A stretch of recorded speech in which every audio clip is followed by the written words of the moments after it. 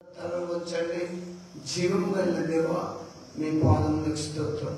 ఈ దీనిని నన్ను మరుగు చేసుకుని మీ వాక్యము ద్వారా చూటిగా చక్కగా అర్థమయ్యే రీతిగా మీరు మాట్లాడమని ప్రార్థిస్తున్నాము. దేవా, ప్రతి బిడ్డలు విని గ్రహించి మీ యొక్క వాక్యంతో నింపబడ్డ కృప చూపమని, ప్రతి బిడ్డలు మీలో ఎదిగి ఫలించట కృప చూపి తల్లి లోకంలో నీ వాక్యానుసారంగా బిడ్డలు నడుచుటకు మరి నాయన మీ వాక్యము ద్వారా వారి హృదయాలను నింపమని, ఇప్పుడు ప్రతి ఒక్కరికి వినగల చెవు గ్రహించే మనసు దయచేయమని యేసు నామములో ప్రార్థిస్తున్నాము తండ్రి. ఆమేన్. దయచేసి నేను ఒక అంశం చెప్తున్నా, మీరు బహు జాగ్రత్తగా దేవుని వాక్యం వినండి, ఆశీర్వాదపడండి. బ్రతకగోరువాడు ఎవడైనా ఉన్నాడా? భూమి మీద అందరం బ్రతుకుతాను, కానీ బైబిల్ ఏం చెప్తుంది తెలుసా? బ్రతకగోరువాడు ఎవడైనా ఉన్నాడా? ఉంటే ఎట్లా బ్రతకాలి బైబిల్ చెప్పేది. బ్రతకగోరువాడు ఎవడైనా ఉన్నాడా అని చెప్పే అంశం ఒకసారి చూద్దాం. కీర్తనల గ్రంథం 34వ అధ్యాయం 12వ వచనం చూడండి.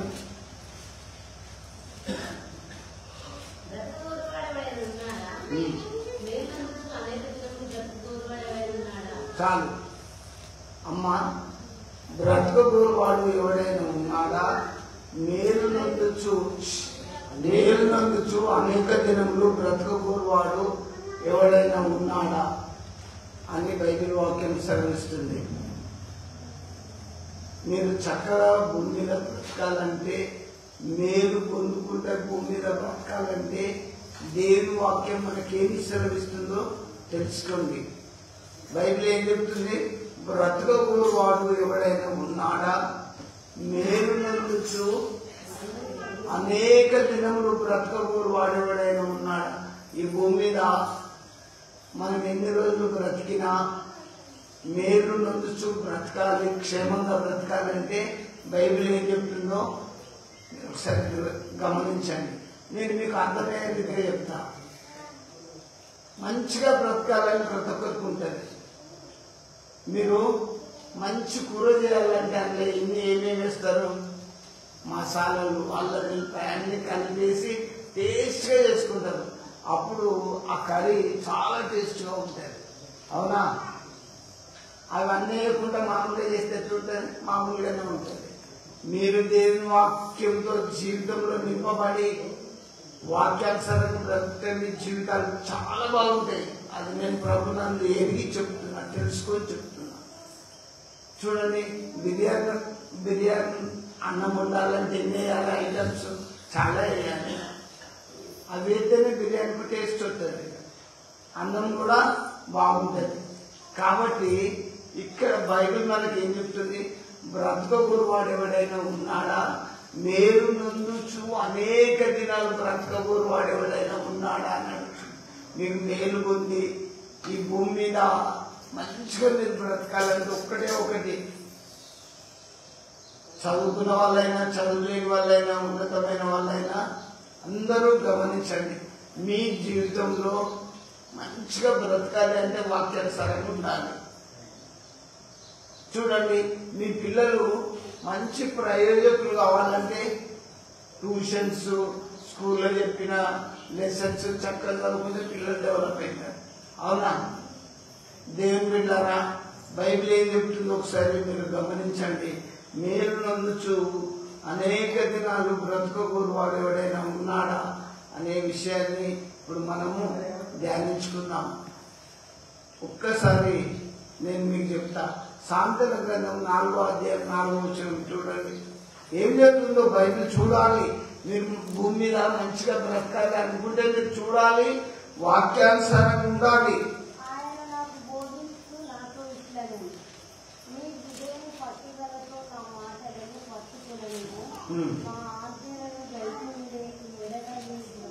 నీవు నా ఆజ్ఞలను గైకొని ఎడల నీవు బ్రతుకుదువు.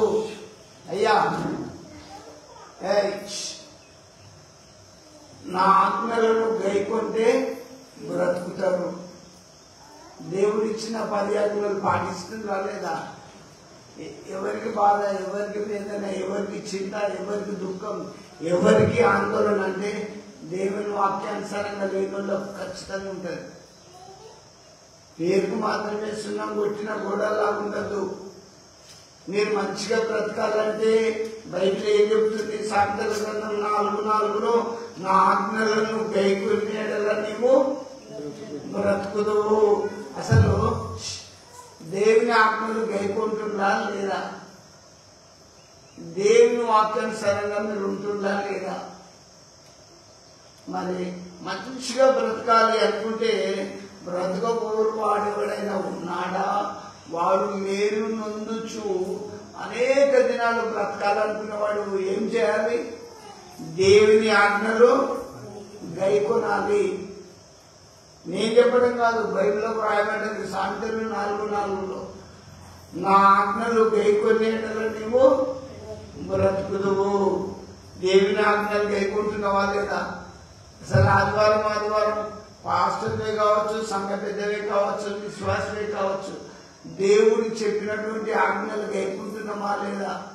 దేవుడు మనకు చాలా ఆజ్ఞలు ఇచ్చిండు. భూమి మీద మీరు దీర్ఘాయుష్మంతులై మంచిగా బ్రతకాలని చాలా కట్టడాలు ఇచ్చిండు. ఆజ్ఞానుసారంగా బ్రతుకుతున్నామా లేదా ఒకసారి యోచించుకోండి. ఇప్పుడు మీ అందరికీ నేను చెప్తున్నా, మొదటిది దేవుని ఆజ్ఞలు గైకొంటే బ్రతుకుతారు, మంచిగా బ్రతుకుతారు.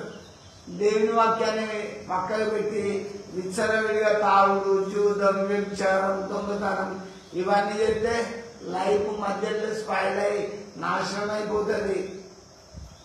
బాగా గుర్తుపెట్టుకోండి. నేను తెలుసుకున్న సత్యాన్ని ప్రతి ఒక్కరికి తెలియజేస్తున్నా. మంచిగా బ్రతకాలి అంటే దేవుని ఆజ్ఞలు పాటించాలని బైబిల్ చెప్తుంది. బైబిల్ చెప్తుంది కదా, సొలొమోను ఆయన ఒక రాజు, జ్ఞాని. ఆయన ఏం చెప్తాడు? నా ఆజ్ఞలు గైకొనేడలా నీవు బ్రతుకుతావు. దేవుని ఆజ్ఞలు గైకొనాలి. ఫస్ట్ నేను మీకు చెప్పేది ఏంటంటే దేవుని యొక్క ఆజ్ఞలు తెలుసుకోండి. అమ్మా, దేవుని ఆజ్ఞలు తెలుసుకోండి. గుడికొచ్చి దిక్కులు తిరగడం, గుడికొచ్చి పక్కన తిరగడం చెడ్డ అలవాటిది.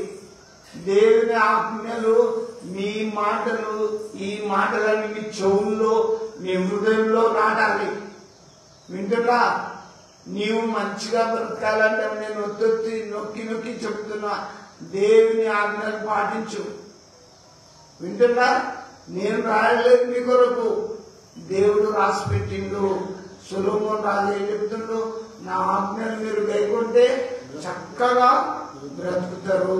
ఇంకొక దగ్గర తీసుకుపోతే దావీదు ఏమంటాడో దయచేసి మీరు బైబిల్ సున్నవారు తీసుకోండి. 119 కీర్తన 25వ వచనం. అక్కడ రాయబడ్డది, నువ్వు బ్రతకాలంటే ఏం చేయాలో చూడండి. 119 కీర్తన.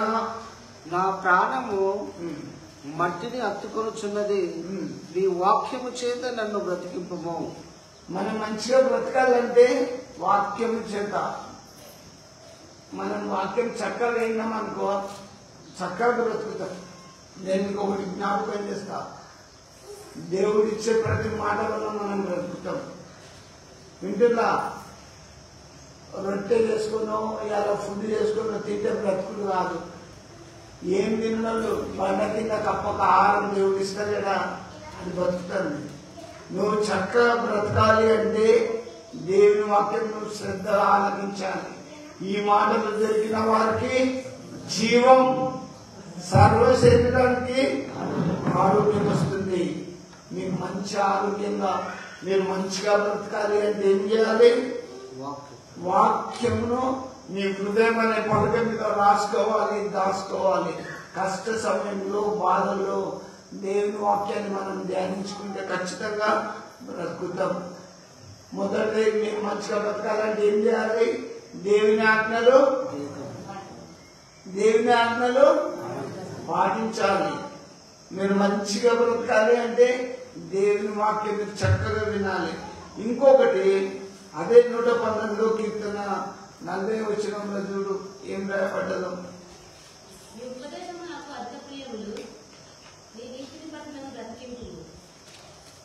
నీతిని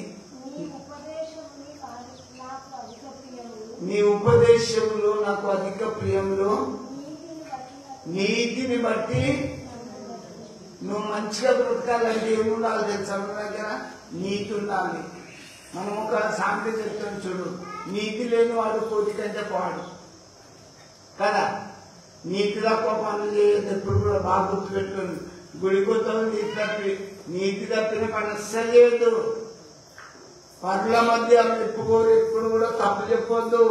బైబిల్ చెప్తుంది నీతి తప్పిన పని చేయొద్దు. అందుకే నీతి ఉంటే దేవుడు బ్రతికిస్తాడు.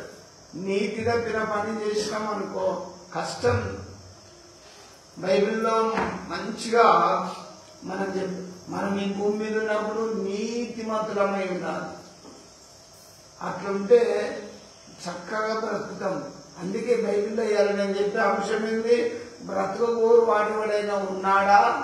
మేలు నందు భూమి మీద చాలా రోజులు బ్రతకాలనుకునేవాడు నీతి కలిగి ఉండాలి. వింటున్నా?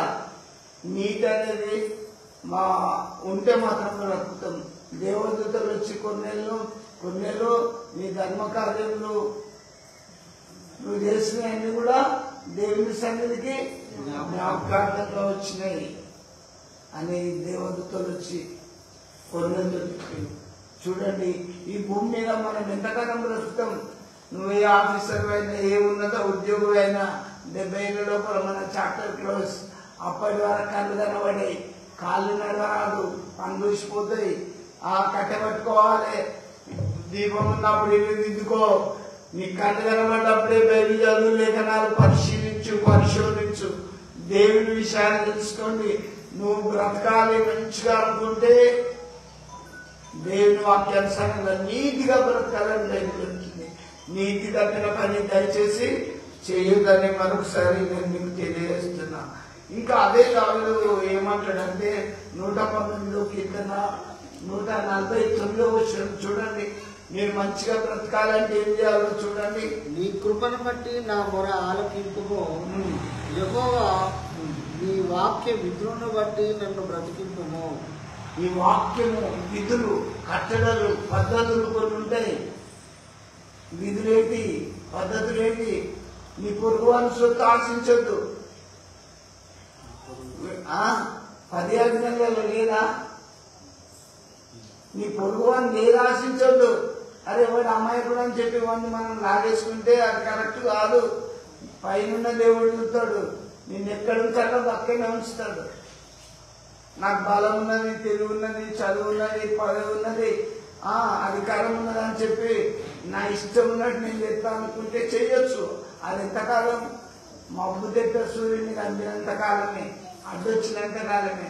అది దొరికిపోతే మన దేశమంతా బయటకు వస్తుంది. ఒకరోజు ఒరిజినాలిటీ బయటకు వస్తుంది.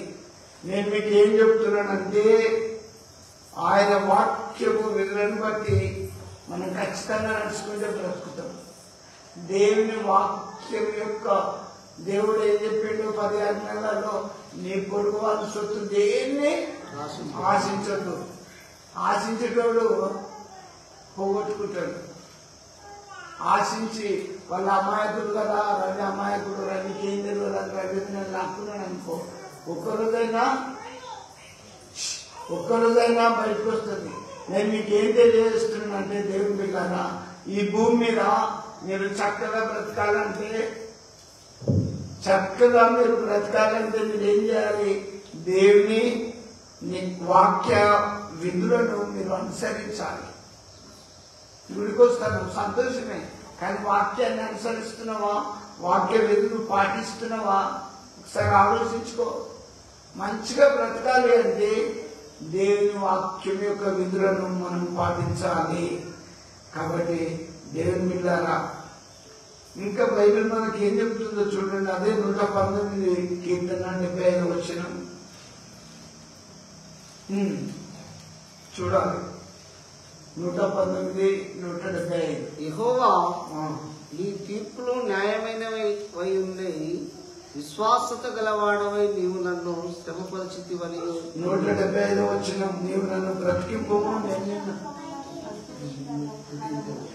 మీరు కరెక్ట్గా వదలలేదు. ఎవరు కూడా నాకు వాక్యం శుద్ధ బుద్ధి ఇద్దరు రాలేదు. నీ న్యాయ విధులు నాకు సహాయం కలుగును గాక. నీవు నన్ను బ్రతికిపు, నేను నిన్ను స్తుతించెదను. మనము భూమి మీద బ్రతకాలంటే మరి దేవుని న్యాయ విధులు మనం పాటించాలి. అదే 119, 156 వచనం కూడా చూడు. 119లో కీర్తన 156 వచనం చూడండి. యెహోవా నీ కనికరములు మితిలేనిది, నీ న్యాయ విధులను బట్టి నన్ను బ్రతికింపుము. న్యాయ విధులను బట్టి బ్రతికింపుము. దేవుడు కొన్ని న్యాయము విధులు ఇచ్చేడు. చూడమ్మా, నువ్వు భూమి మీద బ్రతికినప్పుడు న్యాయంగా ఉంటాను, అన్యాయంగా ఉంటాను. నేను ఒకటి చెప్తా, ఎవరైనా కావచ్చు, అధికారం నా చేతులు ఉన్నదని పనులు చేయకుండా రాసి సంతకాలు పెట్టించుకొని డబ్బులు తీసుకునే వాళ్ళు లేరు లోకంలో. బైబిల్ ఏం చెప్తుంది? న్యాయ విధులను బట్టి బ్రతికింపు. అన్యాయం చేసిన సొత్తు కింద కూడా ఉండదు. బాగా గుర్తుపెట్టుకోండి. మనము క్రైస్తవులం, దేవుడు తెలుసుకున్న వాళ్ళం. న్యాయ విధులను బట్టి దేవుని వాక్యానుసారంగా ఉంటే చక్కగా బ్రతుకుతాం. బైబిల్ ఏం చెప్తుంది? ఆ బ్రతుకోరు వాడు ఎవడైనా ఉన్నాడా? ఉంటే వాడు ఎట్లుండాలి? న్యాయ విధులను పాటిస్తూ ఉండాలి. వింటున్నా? న్యాయం ఇప్పుడు మనకు అనుగుణంగా మన న్యాయం తీర్చద్దు. మొన్న సొలొమోను ఏం తీర్చిండు? బతికింది నా బిడ్డ, సచ్చింది ఆమె బిడ్డ అని ఇద్దరు వస్తే ఎక్కడ న్యాయం తెచ్చిండో మీకు పోయిన వారంలో చెప్పాను. దేవుని బిడ్డలారా, న్యాయ విధులు తూచా తప్పకుండా ఏది దేవునికి అనుకూలమో ఏది అనుకూలం కాదు మనం ఎరగాలి. దొంగతనం చేయొద్దని బైబిల్ క్లియర్గా వ్రాయబడ్డది ఆజ్ఞానంగా. దొంగతనం చేసుకుంటే పుడిపోతే దేవుడు నేను మెచ్చుకుంటాడా? హల్లెలూయా అంటే ఒప్పుకుంటాడా? ఒప్పుకోడు కదా. అడుసు దొక్కనేలా, కాలు పెడితేనేలా. మనం తప్పు చేయడం ఎందుకు? అయ్యా అయ్యా అని కూడా పెట్టడం ఎందుకు? నేను మీకు చెప్తున్నా, న్యాయ విధులు దేవుడిచ్చిన న్యాయ విధులు పాటిస్తే భూమి మీద మనం అనేక దినాలు మేలు పొందుకుంటూ ఉంటాం. ఏవైతే నీకు తప్పిన పనులు ఉంటాయో దయచేసి జ్ఞాపకం చేసుకోమని నేను మీకు వాక్యాన్ని బట్టి తెలియజేస్తున్నా. ఇంకొకటి, లేవికాండంలోకి రండి. బైబిల్ ఏం చెప్తుందో మీరే చూడండి. మీరు మంచిగా బ్రతకాలి భూమి మీద అంటే బాగా తినమని కాదు నేను చెప్పేది, స్పెషల్ ఫుడ్ తినండి అని కాదు చెప్పేది. దేవుని మాటలు వింటే బ్రతుకుతారు. లేవికాండం 18వ అధ్యాయం 5వ వచనం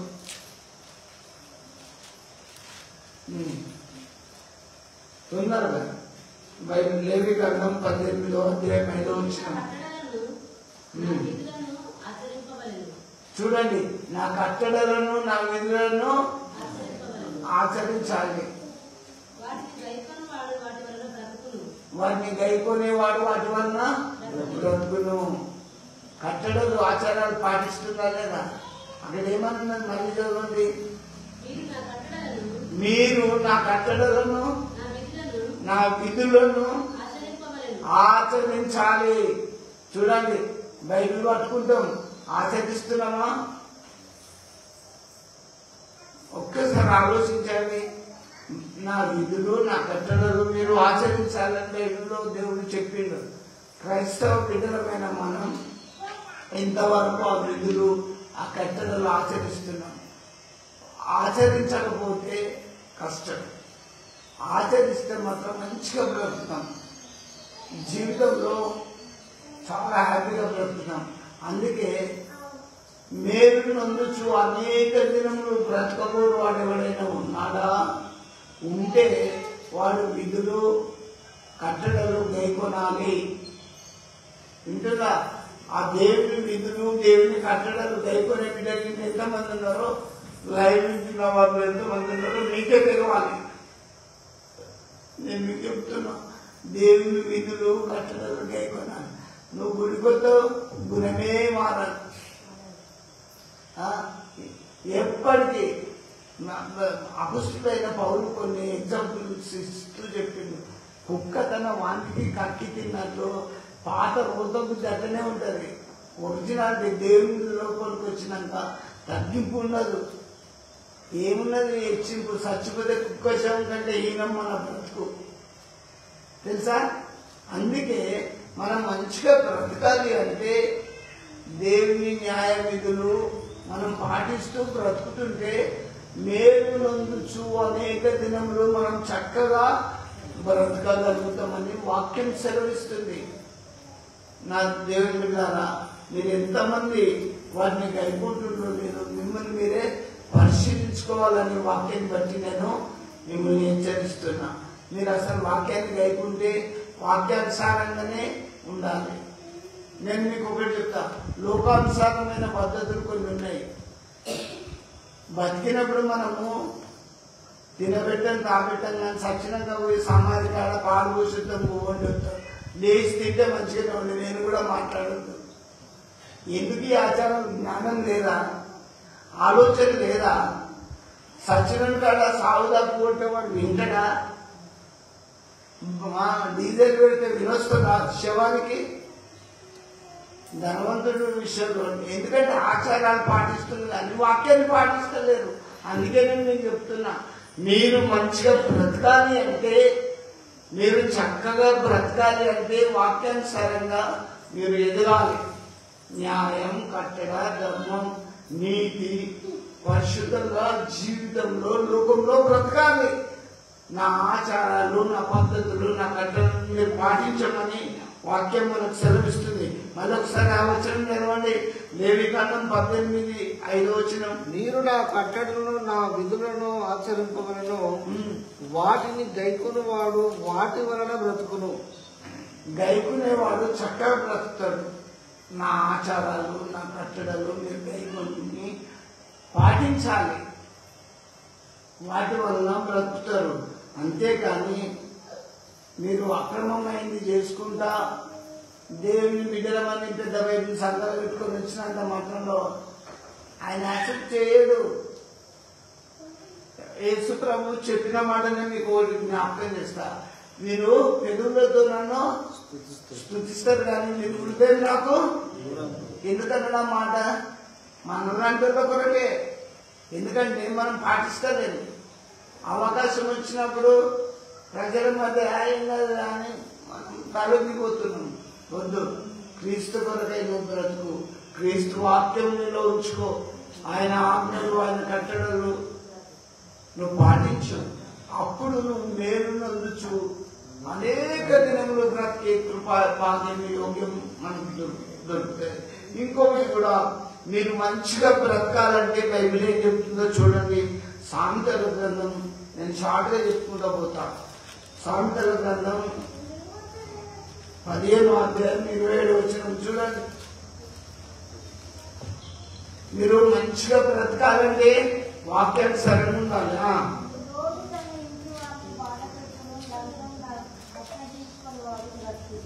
ఇక్కడ లంచం అసహించుకున్నవాడు బ్రతుకును. చూడండి, నేను చెప్పడం కాదు, బైబిల్ కూడా మనకు చెబుతుంది. చాలా మంది లంచాన్ని అసహించుకోవాలి. నాకెందుకు డబ్బులు, ఆ లంచం వద్దు నాకు అని అసహించుకునేవాడు బ్రతుకుతాడు.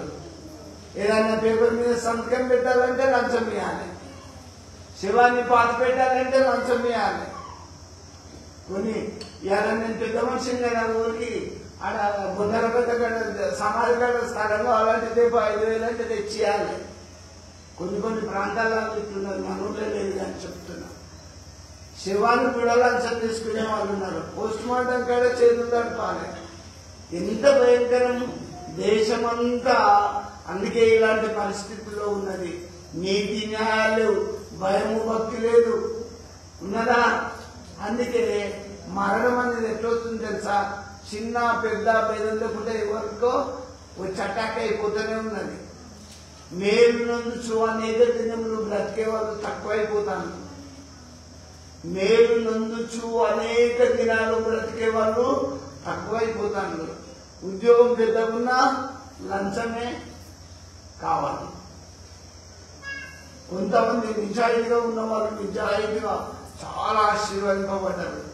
ఇప్పుడు కొన్ని చూడండి బైబిల్ గ్రంథంలో శతాధిపతి 100 మంది మీద పెద్ద ఆఫీసర్ అయినా కూడా ఆయన ఏమన్నా లంచం తీసుకున్నాడా? నీవు చేసిన నీ బ్రతకాలంలో నీ ధర్మ కార్యములన్నీ దేవుని సన్నిధికి జ్ఞాపకార్థంగా వచ్చినాయని దేవదూతలే చెప్పింది. అయ్యా బైబిల్ చెప్తుంది, లంచాన్ని అసహించుకుని వాడు చక్కగా బ్రతుకుతాడు. నేను మీకు ఒక్కడే చెప్తున్నా, దేవుని బిడ్డారా, దేవుడు ఒకరోజు ఏం చేసిందంటే ఇశ్రాయేలులకు ఉండకుండానే, మీకు నేను ఎప్పుడు చెప్పలేదు, ఆకాశం నుంచి మన్నా ఆహారం కురిపించేడు. ఉండద్దు, అది ఇష్టం ఉన్నదే తినండి, కానీ దాచుకోవద్దని చెప్పుకున్నాం. నేను దాచుకున్నాను. దాచుకుంటే అది ఏమైంది తెలుసా? పాసిపోయింది. దేవుని మాటలు పాటించలేదు. ఆ మన్నా అనే ఆహారం చాలా టేస్ట్గా ఉంటుంది. ఉండకుండానే ఈ అరణ్యంలో 6 లక్షల మందికి ఉండాలి కదా. దేవా ఎట్లా ప్రభావాన్ని మోసే మొదలుపెట్టినప్పుడు మన్నా ఆహారం ఆకాశం నుంచి అందరి ముందు కుప్పలు పడతారు. మీరు తినేంత తినండి, కానీ దాచుకోకండి అంటే దాచుకున్న వాళ్ళంతా కంపు వాసన స్మెల్ వచ్చేసింది. నేను మీకు ఎందుకు చెప్తున్నానంటే దేవుని మాటలు పాటించాలి, దేవుని న్యాయ విధులు పాటించాలి, వాక్యానుసారంగా నీతిగా ఉండాలి. కానీ మనము వాక్యానికి విరుద్ధంగా ఉంటే బ్రతకలేము. మనం ఎన్నాళ్ళు ఉన్నా ఒకరోజు చనిపోదాం. బ్రతికినంత కాలమే యథార్థంగా నీతిగా నిజాయితీగా ఉండి చచ్చిపోదాం. ఏమైతుంది? అంతేకాని గుడికొచ్చి మరి లంచం తీసుకుంటూ, గుడికొచ్చి సాటిలో డబ్బులు తీసుకుంటూ, యూదాను చూడు, యేసుప్రభుతోటే ఉన్నాడు, యేసుప్రభుతోటే తిరిగిండు, యేసుప్రభుతోటే తిన్నాడు, మీటింగ్లో పోయిండు. అవునా? ముద్దు పెట్టి నేను అప్పగిస్తాను పట్టుకొని సిల్వకి ఏమన్నాడు. యూదా ఏం చేసిండు? డబ్బు కాసిపడ్డాడు. లంచమే కదా. నేను ఆయనను అప్పగిస్తే నాకేమిస్తారు? ఏమిస్తారు అంటే 30,000 రూపాయలు ఇచ్చి, దేవుని వాక్యం తెలుసుకున్నాను, నీవు సంఘాన్ని నమ్ముతావో పాడు చేస్తావో, దేవుని విషయంలో డబ్బు విషయంలో యథార్థంగా ఉండాలి. ఎందుకంటే ఇక్కడ లంచాన్ని అసహించుకుని వాడు బ్రతుకుతాడు. నువ్వు మాస్టర్వే కావచ్చు, నేనంటే మీకు వెనుకోకం రావచ్చు, కానీ న్యాయ తీర్పు ఎదుట ఏ ఒక్కరు కూడా తప్పించుకోలేరు. దేవుని బిడ్డలారా, మనము దేవుని దృష్టిలో మురికి గుడ్డలమని మన నీతి ఏ మాత్రం పనిచేయదు. అందుకే మనము కొన్నిటిని విడిచిపెట్టాలి జీవితంలో. లంచాన్ని అసహించుకున్నవాడు బ్రతుకును. లంచం అనే మాట మరి ఇస్కరియోతు యూదాకు లంచం చాలా ఇంట్రెస్ట్ కాదు. అబ్బా 30,000 రూపాయలు కదా అనుకున్నాడు. ఏం చేసాడు? పొలం కొనుక్కుంటారు అనుకున్నాడు, ఇల్లు కొనుక్కుంటారు అనుకున్నాడు, ఉరితాడు తెచ్చుకున్నాడు. బాగా గుర్తు పెట్టుకో, దేవుని బిడ్డలారా, అన్యాయపు సొమ్ము ఉండదు, అక్రమం చేసింది ఉండదు. బాగా గుర్తు పెట్టుకోండి. ఈ ఆలయం ఎవ్వరు చూస్తలేరని చెప్పి, నాదే సాగుతుందని చెప్పి మనము ఏదేదో తప్పుడు రాతలు పెట్టినవి నడవయి. న్యాయ తీర్పు ఎదుట ఒకరోజు మన కథంతా బయటకు వస్తుంది. అందుకే లంచాన్ని మీరు ఆశ్రయించుకోవాలి. ఇంకొకటి కూడా బయట చెప్తుంది చూడండి, హెజ్కేల్ గ్రంథం 3వ అధ్యాయం, హెజ్కేల్ గ్రంథం 3వ అధ్యాయం 21వ వచనంలో చూడు, నీవు మంచిగా మేలు నొందుచు భూమి మీద బ్రతకాలంటే వాక్యానుసారంగా ఉండాలి, లంచాన్ని అసహించుకోవాలి. వింటున్నా? ఇంకా చూడు, హెజ్కేల్ గ్రంథం 3వ అధ్యాయం 21వ వచనం. ఎంతసేపు? హెజ్కేల్ గ్రంథం 3వ అధ్యాయం 21లో నేను చెప్తాను, పాపము చేయక మానేవాడు ఆవశ్యకంగా బ్రతుకున్నాం. ఎప్పుడైతే పాపం అనేది ఉంటుందో వాడు మరణిస్తాడు. పాపం చేయక ఉండేవాడు నీతిగా ఉండేవాడు ఏంది తప్పు లేనప్పుడు గురువుతోటి బుద్ధులు ఆడచ్చు. మీకు ఒకటి జ్ఞాపకం చేస్తా. యోసేపు మీద మరి పోతీఫర్ భార్య నింద వేసినా కూడా ఆయన తప్పు చేసిందా? చేయలేదు. అయినా కూడా ఆయన పట్టుకొని కొంతకాలం సెన్సార్లో వేసిండు, జైలు పాలు కూడా అయిండు. ఆయన ఏమన్నా భయపడ్డా? నేనేమంటున్నా, తప్పు చేయనప్పుడు ఎవరికి భయపడాల్సిన పని లేదు. యోసేపుని పట్టుకున్నారు. యేసుని మీద ఎంత నింద మూపినామే. పోతీఫర్ భార్య ఎవరిని ఇద్దరు పనులు తీసుకొచ్చి వాళ్ళని ఇక్కడ ఆగం చేసిందని చెప్పి ఒక నింద మూపింది. ఏ భర్తకైనా కోపం రాదా? మరి భర్త చూడలే కదా, నిజమే కావచ్చు అని చెప్పి సెన్సార్ ఇచ్చింది. 2 ఏళ్ళు గడపవలసి వచ్చింది. ఇవాళ నా నిమిత్తము నేను మిమ్మల్ని హింసిస్తారు. కొంతకాలం బాధ అవుతుంది, అయినా భరించాం. ఎందుకంటే వాక్యాన్ని పట్టుకున్నాం కదా. ఈ యోసేపు ఒకరోజు మళ్ళీ ఐగుప్తు దేశానికి రాజైండు. రాజు బిడ్డని ఆయనకు ఇచ్చి పెళ్లి చేసినట్లు మనం చూస్తున్నాం. దేవుని ప్రణాళిక ఎందుంటది? నీతి కలిగి ఉంటే చక్కగా బ్రతకొచ్చు. పాపము చేయక మానిన వాడు ఆవశ్యంగా బ్రతుకును. పాపం చేయకుండా యథార్థంగా ఉన్న జీవితానికి ఏం దోకలేదు. ఎవడు నింద వేసినా భయం లేదు, ఎవడు దూషించినా భయం లేదు, ఎవడు బెదిరించినా భయం లేదు. వింటున్నా?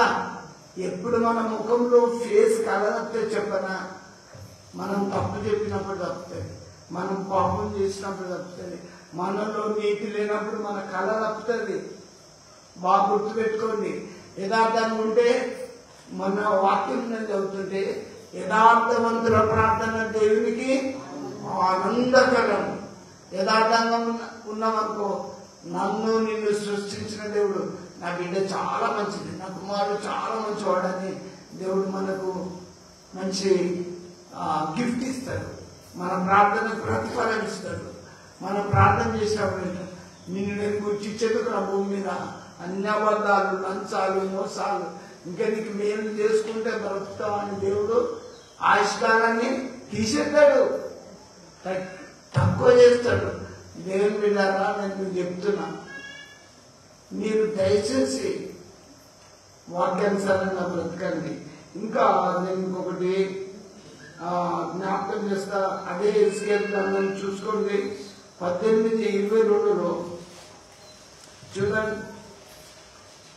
18:22 అతడు చేసిన అపరాధములో ఒకటి జ్ఞాపకంలోనికి రాదు. అతని నీతిని బట్టి అతడు బ్రతుకును. చూడండి, నీతిని బట్టి బ్రతుకుతాం.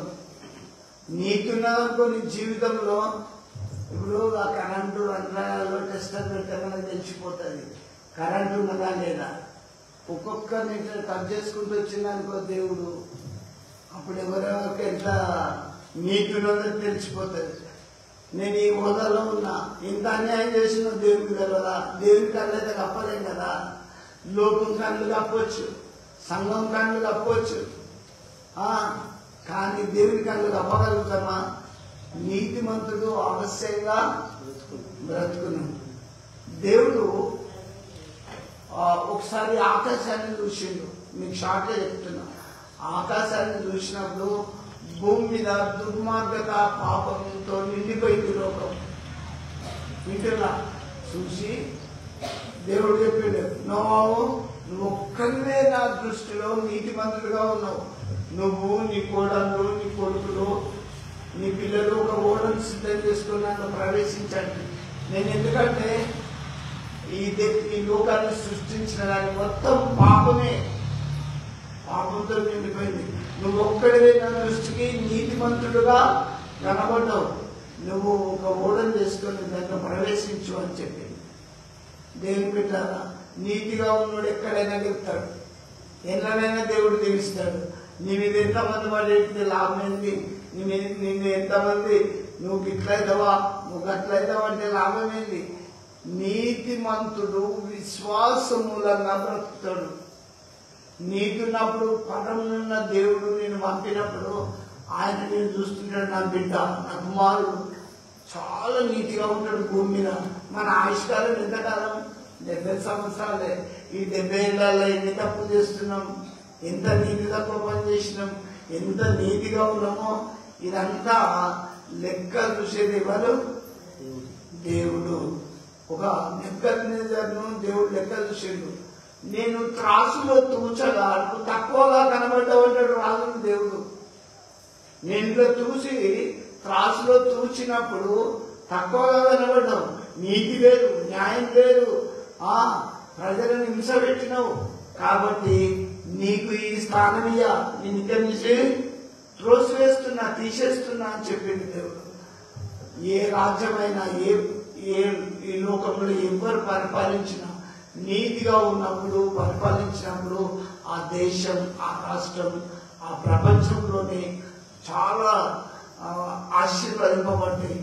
కాబట్టి దేవుని బిడ్డలారా నీతిగా బ్రతకడానికి ప్రయత్నం చేద్దాం. ఇంకా పాపం చేసినప్పుడు ఖచ్చితంగా చనిపోతాం. ఇంకా అదే ఎస్కేల్ గ్రంథంలో చూడండి 33:16 చూడండి. షార్ట్గా చెప్పిన ముగిస్తా.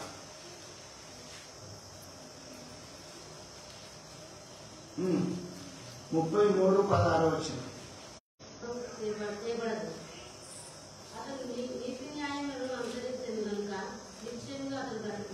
నీతి న్యాయములు అనుసరించను కనుక అతను నిశ్చయముగా బ్రతుకును.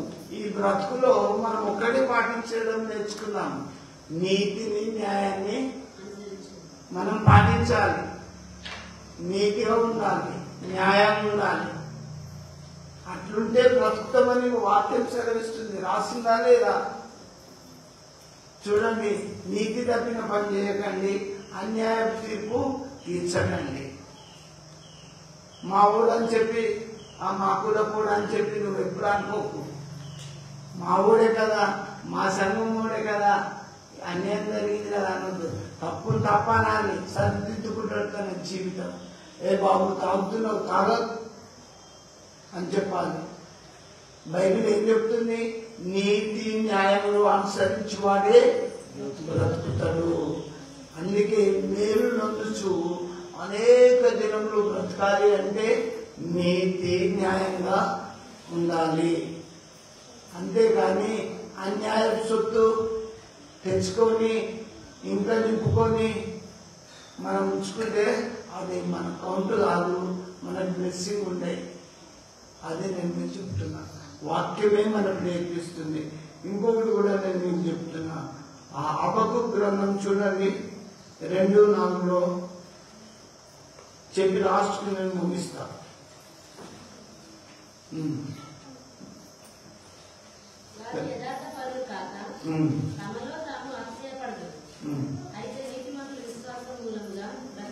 నీతిమంతుడు ఎట్లా బ్రతుకుతాడు? విశ్వాసం మూలంగా బ్రతుకుతాడు. ఏనాటికి దేవుడు అదే ఇస్తాడు. మనము అన్యాయ సొత్తులు బాగా తెచ్చుకొని ఇంట్లో పెట్టుకుంటే మనకు ఉండకపోవచ్చు కదా. నీతిమంతుడు విశ్వాసం మూలంగా బ్రతుకును. నేను ఒకటే చెప్తున్నా, మీరు మేలు నందుచు అనేక దినములు బ్రతకాలి అంటే మీరు ఎట్లుండాలి?